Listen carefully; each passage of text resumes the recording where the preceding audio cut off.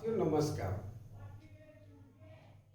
कल मैंने कक्षा 9 के लेवल की निर्देशांक ज्यामिति की शुरुआत की थी। उसमें मैंने आपको बताया था इस तरीके से, ये एक्स अक्ष है, ये वाई एक्स अक्ष है, ये वाई अक्ष है, ठीक। ये प्लस वाई अक्ष है, ये प्लस एक्स अक्ष है। और ये भी बताया था किसी बिंदु के निर्देशांक अगर निकालना हो तो पहले x लिखा जाता है, फिर y लिखा जाता है, जैसे निर्देशांक बन जाते हैं x y। फिर ये भी बताया था आपको कि x अक्ष पर y नहीं होता, और अगर ये y एक्सिस है तो इस पर x नहीं होता, ये एक दूसरे के विरोधी होते हैं। और ये भी बताया था कि पहला पाद या फर्स्ट क्वाड्रेंट है, ये दूसरा पाद या सेकंड क्वाड्रेंट है, तीसरा पाद है थर्ड क्वाड्रेंट है, चौथा पाद और फोर्थ क्वाड्रेंट है। ये कलम में आपको बताए थे, ठीक। आज हम शुरुआत करते हैं कि अगर दो बिंदु हमारे पास है, जैसे हमने कल बताया था बिंदु एक्स वाई, तो पहले हमने बोला था it is called abscissa and it ordinate. Hindi में कहते हैं इसको भुज और इसको कोटि। चलिए आज शुरुआत करते हैं। इन कोई भी दो बिंदु अगर हमें दिए हो तो उनके बीच की दूरी कैसे निकालेंगे, ये दूसरी चीज होती है, महत्वपूर्ण चीज। सपोज अगर मान लो बिंदु x1 y1 और x2 y2 है, तो इनके बीच की दूरी का जो फॉर्मूला है वो होता है भुज में से भुज घटा दो, x1 माइनस x2 का होल स्क्वायर, इसमें से इसको घटा दो, कोटि में से कोटि घटा दो। मीन्स भुज का अंतर का वर्ग और कोटि के अंतर का वर्ग, इंग्लिश में कहते हैं difference square of difference of abscissa plus difference square of difference of ordinate. ठीक, आप अगर चाहें तो आप इस तरीके से लिखते हैं, इस तरफ से इसको घटा दो, इस तरफ से इसको घटा दो, यानी ये दोनों एक ही बात है। ठीक, क्यों? क्योंकि इनमें स्क्वायर लगे हैं, चाहे आप इस तरफ से घटा लो चाहे आप इस तरफ से घटा लो, कोई फर्क नहीं पड़ता है। जैसे आपके पास चाहे 2 हो उसका स्क्वायर हो, चाहे -2 हो उसका स्क्वायर हो, स्क्वायर हमारा 4 ही आएगा। इसलिए हमारा इस पर कोई फर्क नहीं पड़ता कि साहब हम इसमें से इसको घटा के स्क्वायर करें या इसमें से इसको घटा के, आप कुछ भी कर ले, कोई फर्क नहीं पड़ता। चलिए बस ध्यान ये रखना है कि क्रम से करना है। देखो बीच में ये साइन लगे हैं, ठीक, चाहे यहां देख लो बीच में ये साइन लगे हैं, ये साइन माइनस के हैं। जैसे आप x1 में से x2 घटा रहे हैं, और अगर x2 आपका ऑलरेडी माइनस हो तो 2 माइनस का मल्टीप्लाई होने से प्लस हो जाता है। ठीक, इसलिए हमने माइनस के ही ले रखे हैं। मान लो हमारा पहला पॉइंट -3 -4 है, दूसरा पॉइंट 5 -6 है, और हमें इसमें से इसको घटाना है, तो -3 तो हमने लिख दिया, ये साइन हमने जहां का था लिख दिया, और ये x2 की जगह पर हमने केवल 5 लिख दिया।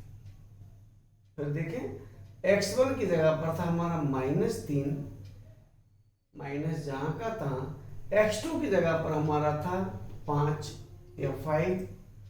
इनका जो टोटल आएगा, एक जैसे साइन के अगर होते हैं तो वो जुड़ते हैं। हमने पहले चैप्टर में ही बताया था, कुछ बच्चे सोचते हैं कि -3 और -5 +8 हो गए, ऐसा नहीं होता। ठीक, अगर -3 और -5 है, चूंकि उनके चिन्ह एक जैसे हैं, उनके साइन एक जैसे हैं, तो वो जुड़ेंगे। -3 और -5 का जो सम होगा वो -8 होगा, और स्क्वायर करेंगे हमारा तो प्लस हो जाएगा। ठीक, इसमें से पर हमने इसको घटाया, -4 में से -6 घटाना, तो y1 की जगह तो हमारा -4 है, चूंकि यहाँ पर हमारे माइनस है और ये खुद माइनस के हैं, तो माइनस का जब मल्टीप्लाई करें तो माइनस माइनस प्लस। यह हमेशा मोटी बात को ध्यान रखो कि जब भी आप माइनस के घटाते हैं तो प्लस के हो जाते हैं। ठीक है ना, तो -4, फिर माइनस का साइन, कुछ ऐसे भी कर लेते हैं, कायदे से अगर दिक्कत हो तो ये y1 की जगह -4, और फिर ये तुम्हारा y1 की जगह है, y2 की जगह है -6, इसको ब्रैकेट में लिख लो और इस तरीके से स्क्वायर लगा दो।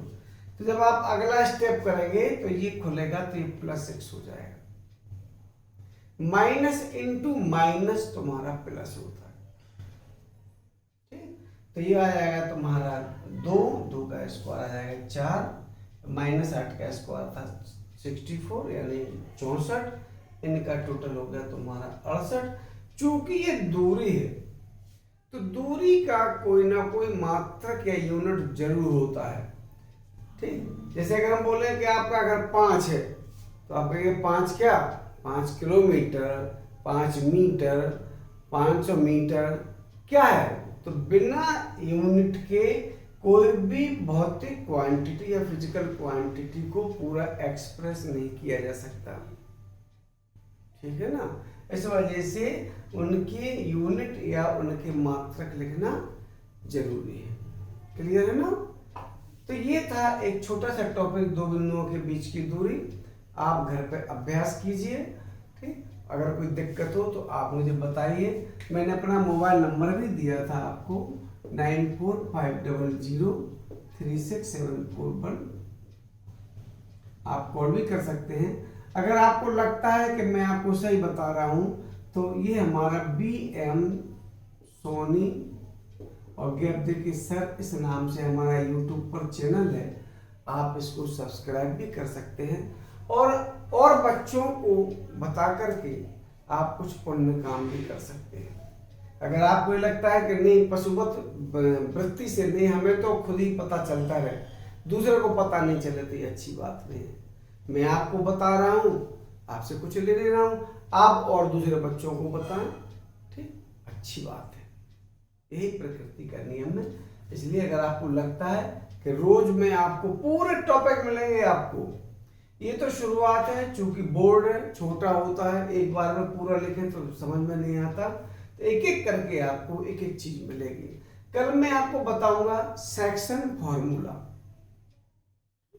एक बार छोटा छोटा सा इनका रिव्यू लूंगा और उसके बाद आपको ले चलूंगा सेक्शन फॉर्मूला में, ठीक।